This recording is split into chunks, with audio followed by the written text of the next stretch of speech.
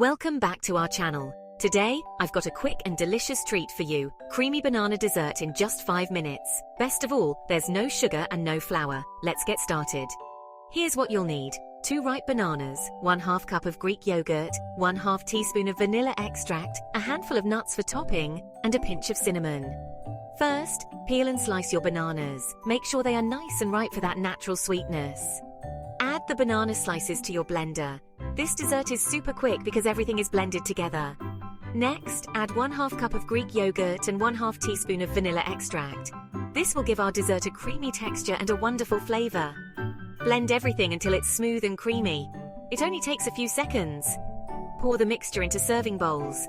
Look at that creamy goodness. Top with a handful of your favorite nuts for a nice crunch and a pinch of cinnamon for extra flavor. And there you have it. A delicious creamy banana dessert with no sugar and no flour, ready in just 5 minutes. This is so good. You won't believe how easy it is to make.